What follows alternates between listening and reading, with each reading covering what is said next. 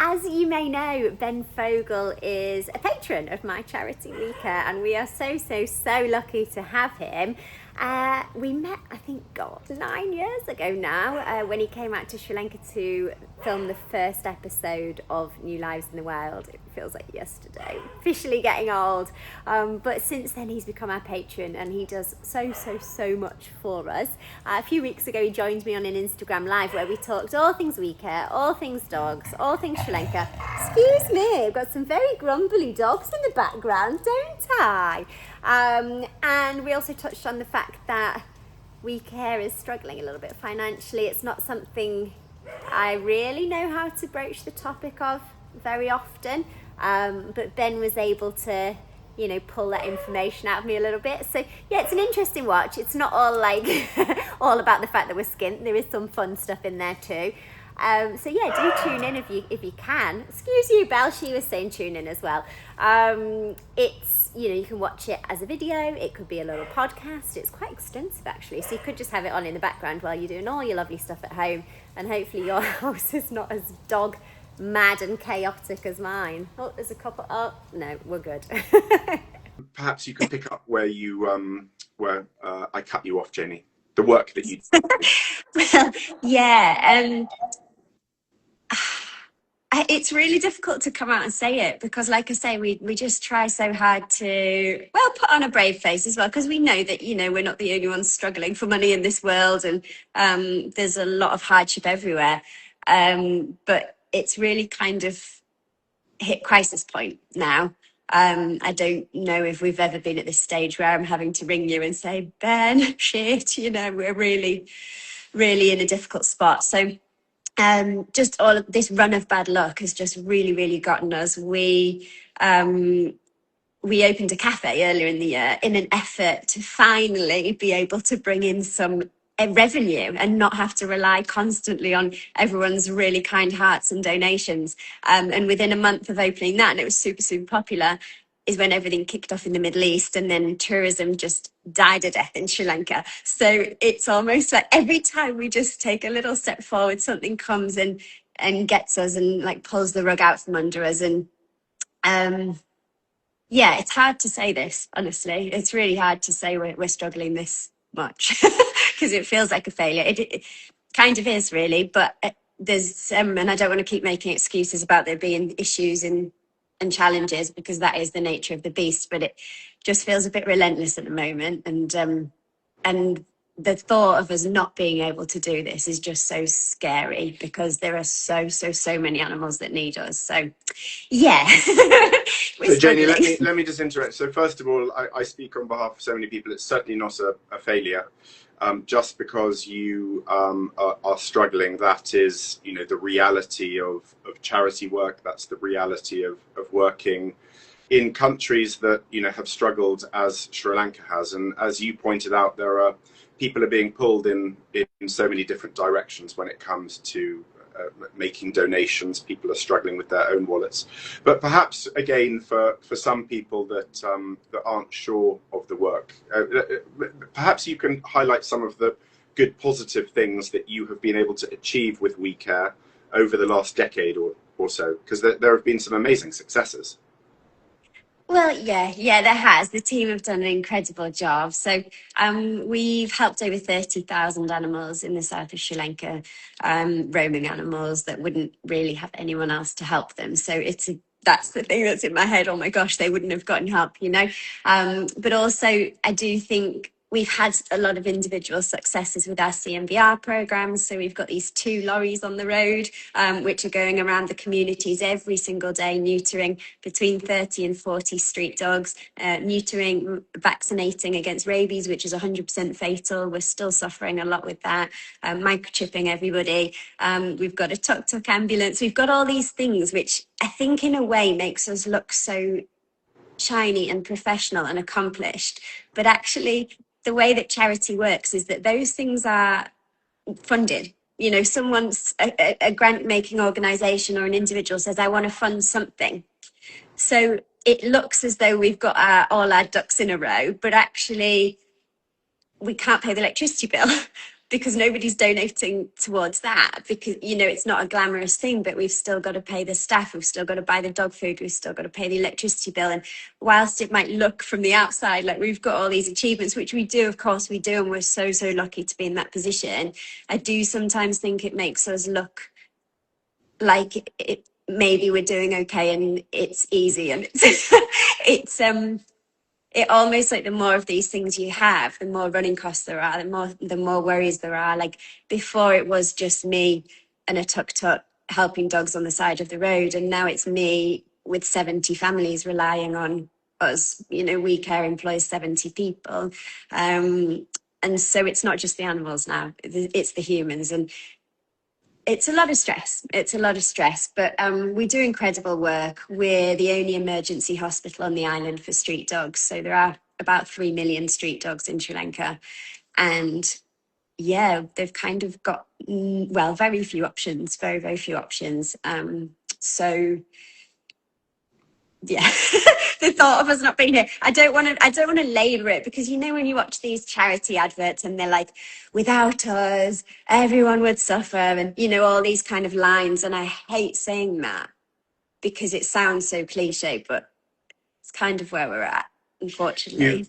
As I kind of outlined at the top, you've had a lot of kind of you had a rocky road over the years with all of the different things that have impacted Sri Lanka along the way. I'm wondering what it is that has kind of kept you going, Janey, because I know I know how tough it has been over the years, and you have that stoic smile and that kind of stiff upper lip as such. But I know it hasn't been easy. So what is it that kind of keeps you going? I think we've talked about this before, and I always joke and say my stubbornness. But honestly, I think it's a little bit of, again, I don't want to depress everyone, but once you've seen this, it's so hard to unsee it. I don't think I'll ever be able to rest knowing that this is going on, not just in Sri Lanka. 75% of the world's dog population is unowned. And that means that 75% of the world's dog population is struggling for veterinary care. And as a vet, I don't really know how I'm supposed to go back to a normal life and unknow that. I don't think I can. So I think what keeps me going is just that awareness that someone's got to do this. And who better than this mug? Mm-hmm. But it's a hard, I have tried to kind of be a shoulder to cry on and to help you over the years, because it's an incredibly tough situation that you find yourself in, because for many of us here, thank you for that £50 donation, by the way, that someone. Yeah, I just saw that. It's really, we don't take your donations for granted. We recognise how tough circumstances are for so many of you. So any donation really is massively. We are hugely thankful and grateful for every single donation. But for you, in many ways, exactly as you've just said, when you have seen that, when you have spent decades doing what you do, it's almost like it's impossible for you to abandon not just the incredible work that you have done. JB just donated £1,000. No. Yeah. Oh my just donated God. £1,000. Oh my gosh, JB, thank you so much. So Janey, can we just let's just break that down? £1,000 is a huge amount. How? Because a lot of people worry when they make those donations. They may look at you and they hear how many volunteers you have in this little cafe. They may start thinking, well, is that money just going to be going to infrastructure and things? So let's break down that £1,000. What will that provide? It'll pay an election. No, I'm joking. No, I'm joking. So £1,000 could actually help us to neuter, gosh, what would it be? Around 25 dogs, which I know doesn't sound a lot, but when you think about what a a spay or a castrate costs in the UK, and the fact that we can do that for all these dogs in Sri Lanka. And there is a statistic out there where each unneutered female dog can produce 27,000 puppies in its lifetime. So 25 dogs times 27,000 is really, really, really impactful. It can also, £1,000 could help us, treat 3 or 4 dogs suffering from maggot wounds, road traffic accidents, distemper, wild boar attacks. We see all sorts, and the things we see are really full on. They're things that if I saw it in the UK, I'd be like, that is a once in a career situation. And here it's kind of every week. And so nothing's simple, nothing's coming in and it's a quick, a quick dressing or a quick anal gland or something. Everything is, broken leg plus a TBT, a sexually transmitted tumor, plus babesia, so tick fever, plus something else. Everything's quite complex. So that £1,000, despite treating these incredibly complex cases, could actually treat 3 or 4 dogs for weeks on end at WECare. We're really lucky to get incredible donations of medicines, consumables, veterinary skills, vet nurse skills. So we are able to do things much more cheaply. But even so, we do at any one time have up to 40 patients at the hospital. We only show the tiniest amount on social media. One, because we don't have time. We're too busy doing the thing. But 2 is that we couldn't possibly show 40 animals every few weeks on, and tell each of their stories. But the 3rd reason as well is that we actually can't show a lot of what we do. It's too gory, it's too full on. And I know even a lot of my friends will go, I've had to mute you because I can't look at that stuff anymore. And I'm thinking, that's the 10% we can show. So it's really hard not being able to showcase the work as well. It's not like we're treating cute puppies or we've got a sanctuary where we're rolling around cuddling cute things all day. Like, it's pretty full on. And so that's why we sometimes can't get the word out there. We can't spread the word. We can't show everyone where their money's going. But oh my gosh, it is going to such incredible use. I don't think it could go to better use in an animal setting. Honestly, I've never seen such extreme injuries and illnesses as I've seen in this country. JB, thank you so much for that £1,000 and every other donation. I see lots coming in for £5, £10. Honestly, every single donation makes a massive, massive difference. Tell us a little bit about some of the volunteers that you have with you guys right now. Where do they come from? What kind of people are volunteering to join you on those neutering missions and at the actual clinic itself? So we have incredible volunteers that come from all over the world to help us, and from within Sri Lanka as well. But we're actually quite low on volunteers at the moment, again, because of the issues in the Middle East. So it's very difficult to fly to Sri Lanka from Europe or the US without coming via the Middle East. So volunteers that we were expecting, that have been so excited to come, that have been in the pipeline for quite some time, they haven't been able to make it. So we're kind of struggling on a lot of fronts with all this mess that's going on. And I know there's people struggling so much more than us, people who are based there. But it's at the moment we are struggling for volunteers. But when things are running normally, we have volunteers from all over the world, and we're so fortunate to have them.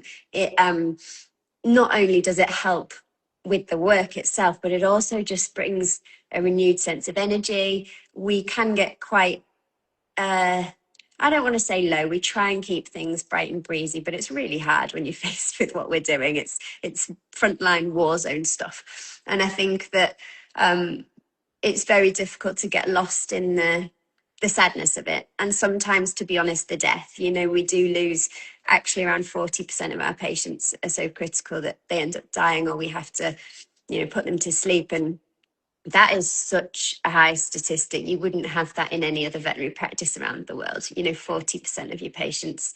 So it's really, really hard for the team. But when the volunteers come in, it kind of gives you this reminder that what we're doing is pretty cool and other people know about it. Because sometimes you're in your bubble and you just think, this is so hard and and then other people come in, they're so excited to be here, so excited to help the dogs, so excited for what they're about to kind of contribute to, and it makes you think, oh, no, maybe we are doing cool stuff. So it's lovely to have volunteers. It's lovely, lovely, lovely, and we are missing them a lot at the moment. Mm-hmm. And for those who aren't quite sure kind of how Sri Lanka as a nation is coping, often there's an invisible impact that things like tariff wars, the war in Iran, the fuel shortage is having. How is Sri Lanka? Like, can you paint a picture for those watching who may have been to Sri Lanka, who perhaps there isn't reporting in Great Britain about, and the rest of the world about how the people of Sri Lanka are kind of coping with the fuel crisis? Yeah, absolutely. I think that countries, my personal opinion, but the rest of the world doesn't really get to hear about what goes on in the countries that get most affected in these instances. So countries like the UK, we have contingency plans, and we have a resource that we get our resources from multiple areas, because we've kind of done risk assessments, and we think, right, we'll get some oil from here, some from here, and some from here, because if that one falls through, we've got this one to fall back on. Countries like Sri Lanka, we're kind of at the bottom of the list because we can't pay the same prices that other countries pay for these resources, and so we just tend to just have one source, and when that is wiped out, that means we have no fuel on the island. It means we can't fuel our generators. It means that we can't fuel the ambulance to get to rescues. It means that we're having power cuts of 10 hours a day where we can't take x-rays. We can't even use our vaccines because they live in the fridge, and we can't get fuel for the generator. So it's only been a couple of weeks of that. We're very adept to that, having had the economic crisis a few years ago. But it is still very much here. The prices of everything have shot up. So the price of dog food, the price of medicines, there's medicine shortages everywhere. We can't even get latex gloves on the island at the moment. So we're having to wash our gloves to re-put them on to touch animals with rabies or, skin disease. And so yeah, it's challenging. We're constantly having to think about, how we can recycle it. I mean, not in a good way either. We always recycle how we're supposed to, but recycling things that you never should be having to recycle. And that's just at WECare. If we look at how it's affecting the community, the food prices have gone through the roof. Lots of things just aren't available anymore. Prices of basics, eggs, bread, it's really crazy. And the price of electricity's gone up. It went up 237% last year, and it's gone up a further 40% this year. So I don't know how normal people are supposed to do this, honestly. It feels really, really hard for everyone at the moment. And that's also why I haven't really wanted to come out and say anything, because everyone's struggling. But it's now at the point where if we don't say anything, it genuinely we might not have long left. And Janey, that's not doing those charity adverts. Yeah, don't worry. So I'm just going to answer a few questions that I've kind of just been reading coming through. First of all, we're on about £1,800 or so, which is absolutely amazing. So thank you, everyone. It's incredibly generous of you all. Thank you for that.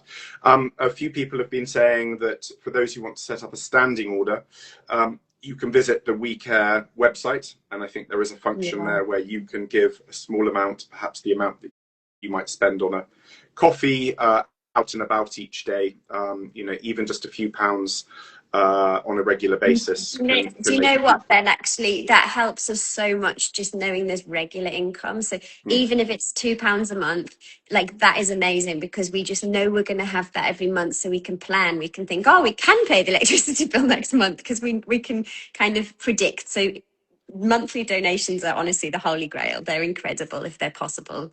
And some people are actually asking, Katie is asking whether there's any way to post you things like gloves, as strange as that may sound.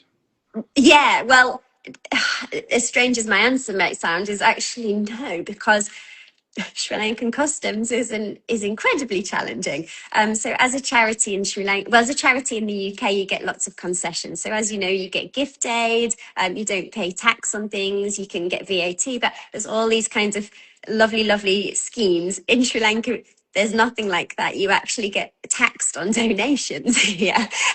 So things like customs are not easy at all because we don't slot into their system anywhere. So the duties can be really high. They can be up to 100%. So even, you know, sending things, my mum might send me a little care package over and she has to open everything and make it look used and put it back in. And even then, sometimes you're paying, you know, 50 quid to get this box of like 2 ASOS t-shirts and a bar of soap out of customs. So unfortunately not. What we can do though is send them to our HQ in the UK. And then what we do is we put them all in a big container, bring them over together. That doesn't avoid the customs headache, but it consolidates the customs headache. So that we can definitely do that. That would be amazing. And there's a contact form on the website if anyone has anything that they'd like to donate. And that can be anything from even used towels, which we can use as bedding in the kennels. So I know that sounds silly, but at home in the UK, if a vet practice, we would just put a shout out, has anyone got any old towels? But in Sri Lanka, we can't really do that because things are used until they die here. You know, towels aren't really a second-hand thing. So even those we have to bring in from the UK. But even used towels, we will get taxed on. You know, we will have to pay duty on used towels. But like I say, it's better if we can bring it all in a one-er. So anything like that, you know, dog beds, dog leads, muzzles, anything is super, super, super useful. But particularly gloves at the moment. Janey, just again, let's do a quick recap because I've seen a few people saying, what are you who've joined later, asking what we're raising money for. So again, a quick recap. I am Ben Fogle. I think you might know who I am just because not because I'm being presumptuous, but because you are probably watching me through my Instagram page. Welcome, people from all over the world. We have people from literally every single continent. I haven't seen Antarctica crop up.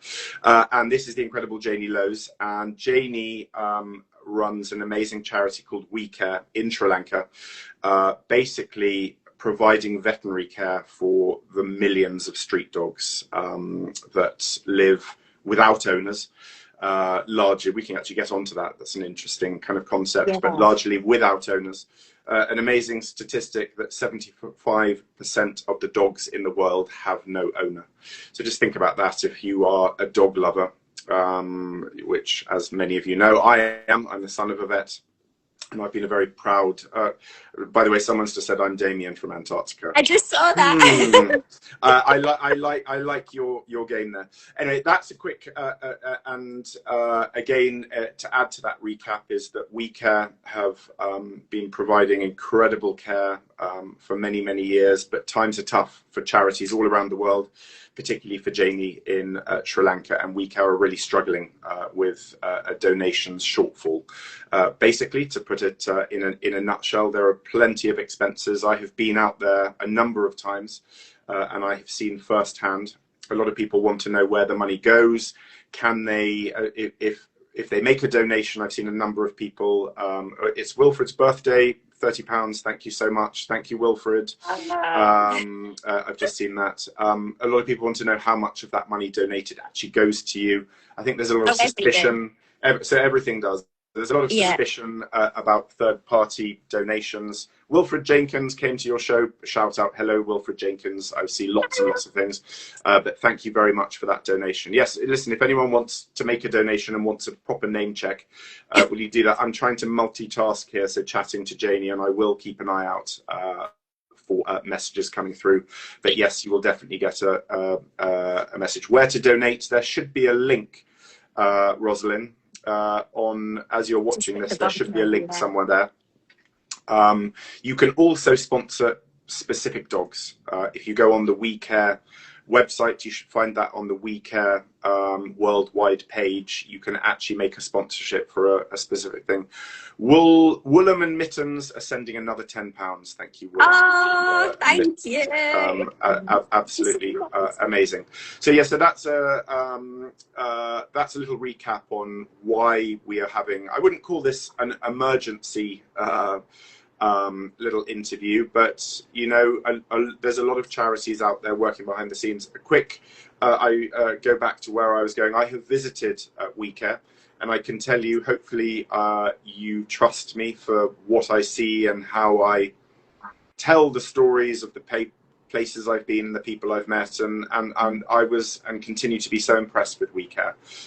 It really is an incredible charity, full of volunteers who come from all over the world. Vets donate their time, and Janey, this is not. I think, unfortunately, there is suspicion about some charities. I don't want to get into it, and some people worry about where the money will go.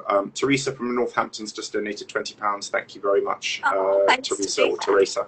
But I think there is suspicion. I can tell you, honestly, hand on heart, all your money really goes to the functions and the functionality of the work that Janey does. Little tuk-tuks that go out and about. Some of you that may have seen the show will know that Janey goes out into the field with her amazing converted lorry, where they neuter dogs. And it's a strange one. A lot of people are curious about this notion that this is not about bringing street dogs off the street and then rehoming them. There's simply too many. And I think this is an interesting one, perhaps, for you, Janey, that street dogs actually have a function and actually have a role to play. And actually, even one layer on top of this, a lot of those homeless, and I'm doing inverted commas here, dogs, kind of have almost pseudo parents. There are sort of families that keep an eye out. They don't have money to pay for food or veterinary care, but there are people. It's not just that these dogs are roaming and could be hit by cars. That does happen, but a lot of these dogs actually have a use. So over to you, Janey. How can we kind of expand on that? Yeah, they really do. So it's very rare to meet a street dog who doesn't have some kind of guardianship structure around them. So it's also very, very rare to meet a skinny street dog. I think I've probably seen 5 in my 12 years here that don't have an underlying health issue. And the reason is that Sri Lankan people are so generous. So everybody is feeding the dogs. And as a result, everybody's keeping an eye on the dogs. So if we go to, walking down the street, someone might just say to me, I feed a dog here every day, but he hasn't come for 2 days. I'm a bit worried about him. And that's the awareness that is in the community about the dogs. Yes, they're not sleeping on people's beds. They're not getting steak for dinner every night, but they have their freedom. They're a part of the community. They're a valued part of the community. And they bring so much life and joy and happiness to everyday functions in Sri Lanka. You could be getting on a bus and there's a dog sitting next to you at the bus stop. You could be climbing a mountain and there's a dog that will accompany you all the way to the top. They're just part of the magic of Sri Lanka, and they are very valued in the communities, not by everyone, but by a lot of people. I don't feel as though these are neglected dogs in any way. I feel as though there are people that care, that they need the support too, because this is, they don't have money for veterinary care for dogs that aren't their own. It's just they barely have enough money, particularly at the moment where prices have just gone through the roof and salaries haven't changed for about 4 years. They just can't afford these things. And so that's where we come in. We want to be able to support this ecosystem that kind of already works. The dogs are cared for, the dogs have their freedom, which for me, it is a foreign concept potentially for some of us from the UK. I remember when I first arrived and I just I need to just bring all these dogs into my house. They can't be on the street. It's too dangerous. And then I actually took a second to take a step back. I'm a visitor. Let me see how these things actually work. And you realize that it does work. These dogs have different needs to the dogs at home. They're not domesticated dogs. They haven't been brought up in that environment. Their home is the streets. They're born on the streets. They know how to navigate the streets. And if you take that away from them, it can, it's taking away everything they know, because it makes us feel better and we can sleep at night. It's not really fair. And so all we need to do to support that ecosystem is provide free veterinary care, which me as a vet would like to do. And I would like to promote that worldwide, because I think a lot of countries kind of, there's a presumption that they don't care about their dogs because there are street dogs. But I would argue it's actually, it's maybe the other way around. They care so much. There are so many people looking out for the dogs, and I'm really proud to support that street dog kind of I was going to say notion. It's not a notion, it's happening, but that street dog structure that goes on. I think it's now that I understand it, now that I've seen it in action, now that I've seen how it works for the dogs, I think it's a fantastic thing. Excuse you, Belle. This is my Who's in the 3 background there? deciding she wants to be involved. So we've got, I don't want to show you my messy living room, but we've got Benji fast asleep here. Oh, yes.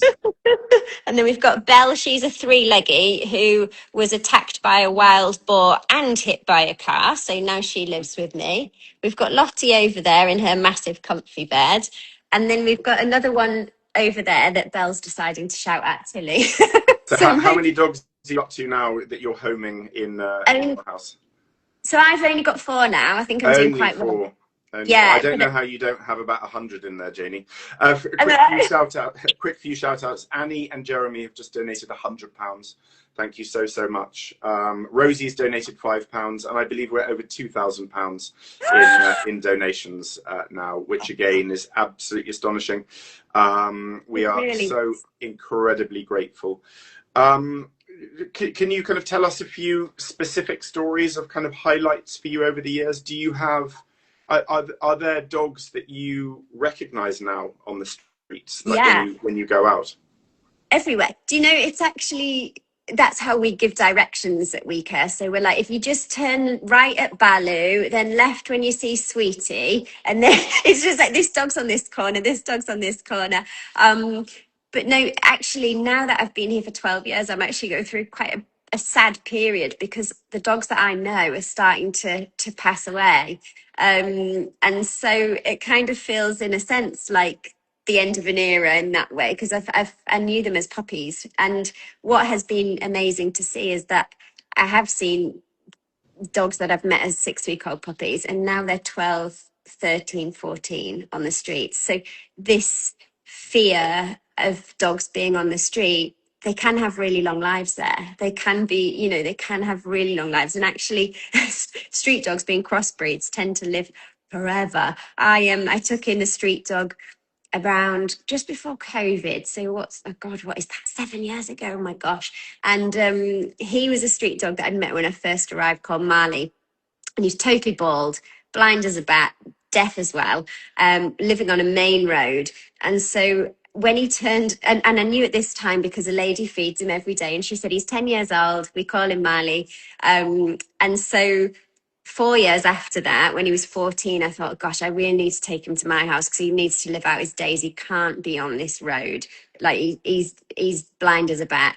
Anyway, he came and I thought, oh, he's just going to have like a couple of months or whatever. And he lived till he was 17. And I was thinking, like, bloody hell, Marley, I should have left you out there for a couple more years. But no, street dogs do live a really long time and they just know how to navigate it all. But we have some incredible stories. I wouldn't even really know where to begin because, like I say, we've treated over 30,000 animals now. But I think I would know maybe 1,000 dogs by name.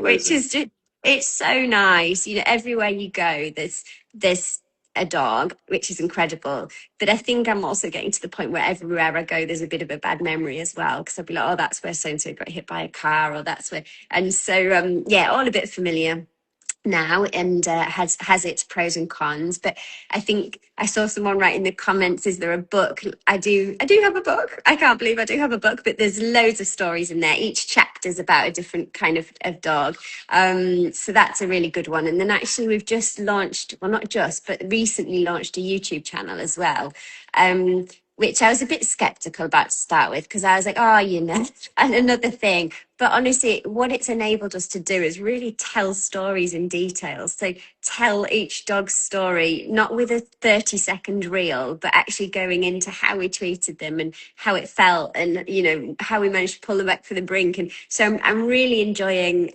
actually, we're reminiscing on a lot of those dogs on the YouTube channel. And when I watch it back, I think, oh my God, I'd forgotten how good that story was. You know, we've got dogs that have fallen down wells. Just the other day, we had to, there were 2 dogs that had fallen down a 40-foot well.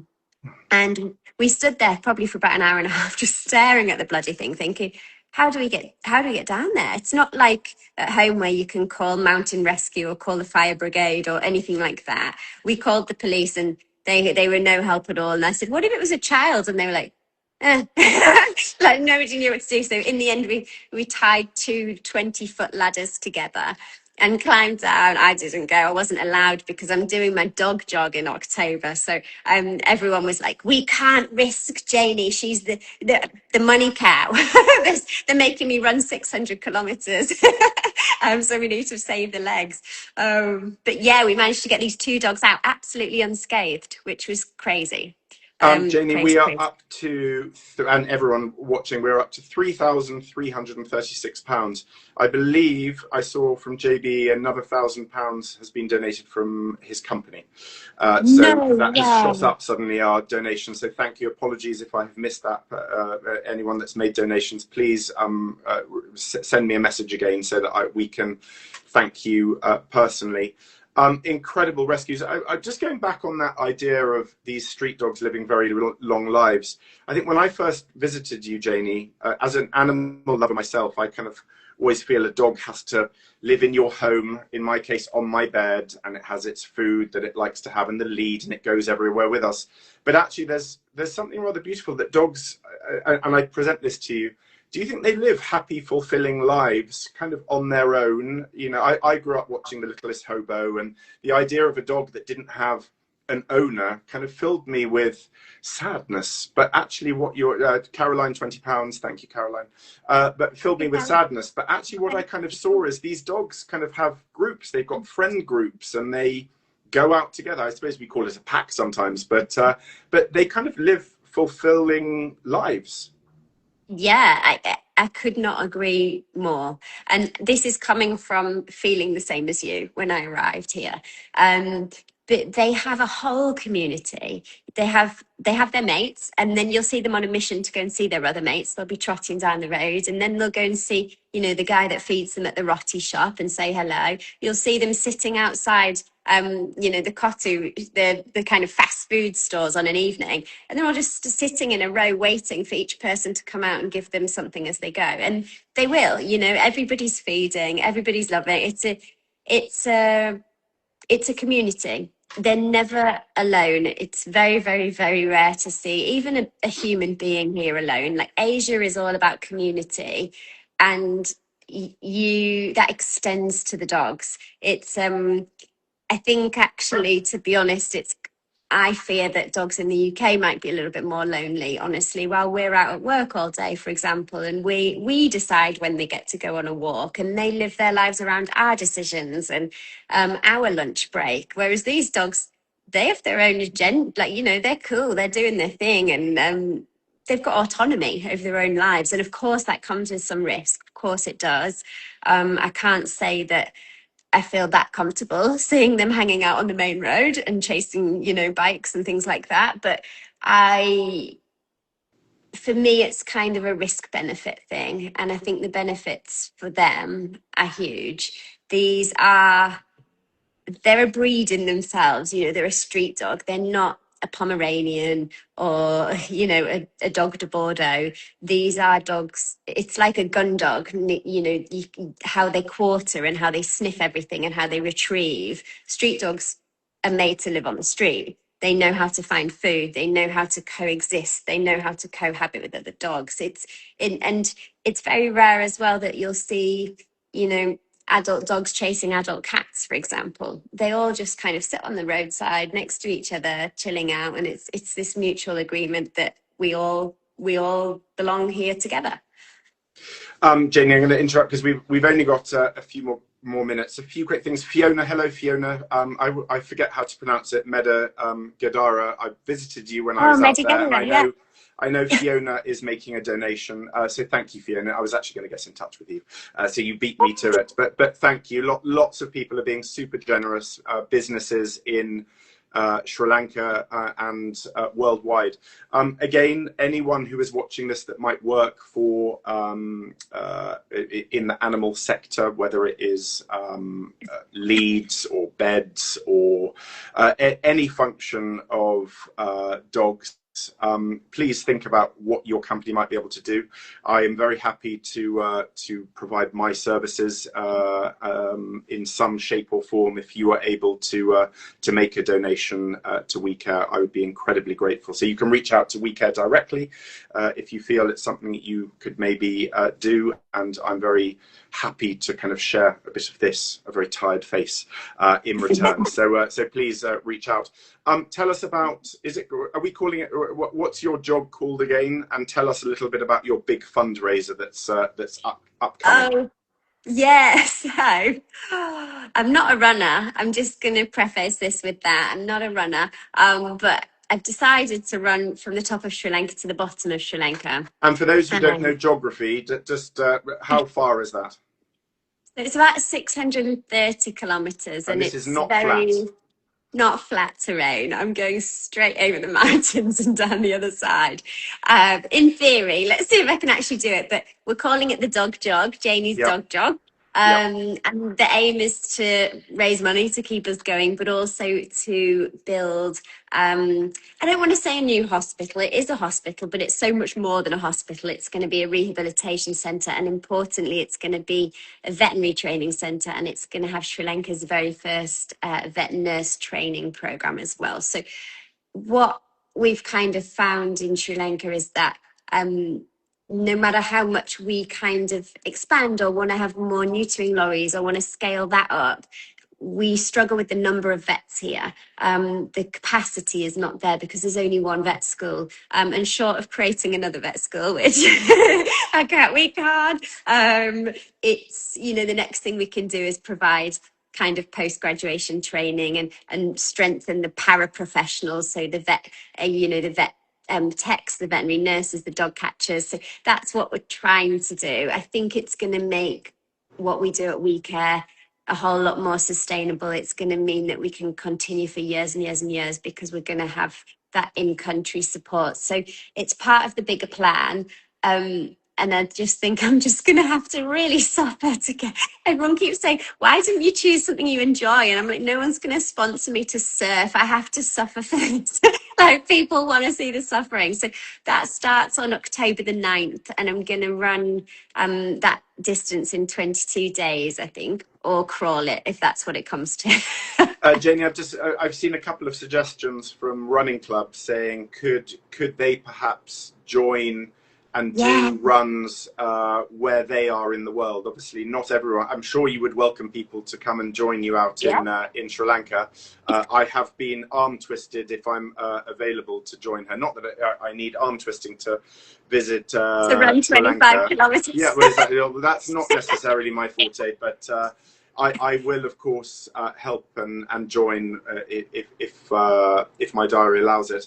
But I know lots of people are saying, you know, could their running clubs set up a donation page and they run at the same time with you wherever they are in the world, which I think would be a wonderful idea. Yeah, absolutely. We're planning to have a virtual dog jog, so everyone can do their own dog jogs, and that can be people doing it on their own, so they could run, swim, whatever they want to do, even if it's 5Ks. We're definitely not expecting anyone to do 630. But we've also thought that maybe we could have virtual running packs, like dog packs, you know, who can, as you say, running clubs, each person does 20Ks, and that adds up to the 630. So we've got all these kinds of things in the works, and everything will be going on the website in the next few weeks. We're just finalizing a logo, which is my favorite part of all of these things.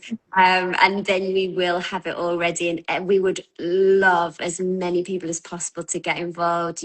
You know, there's so much you can do from running, but we could also be doing, you know, supporting things at work, bake sales, doing match funding with businesses. There's a lot of bosses that might match fund if you guys do a run, or there's so many ways to get involved, and even you're coming to join me or jumping on a FaceTime whilst I'm dying. I probably won't be able to say anything, but you'll be able to see some hilly terrain. Belle, excuse you. Oh my goodness, she won't be coming on the run. We love dog barks in the background, Janey. So quick recap: it's we're coming to the end of our allotted time. As such, I have to get on to a very wild remote place. I'm not going to elaborate just now, but the donation doesn't end here.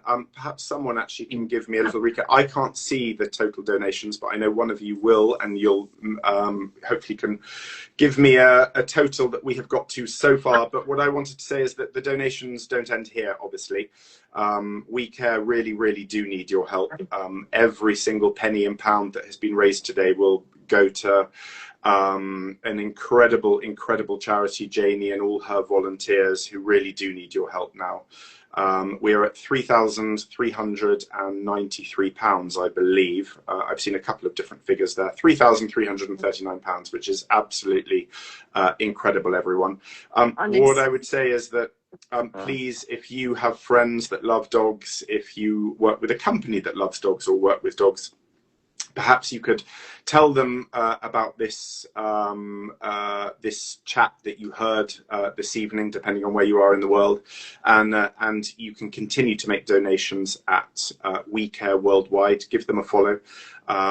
You'll be able to see all the incredible work. Janey also has an Instagram page. You'll be able to follow her work there.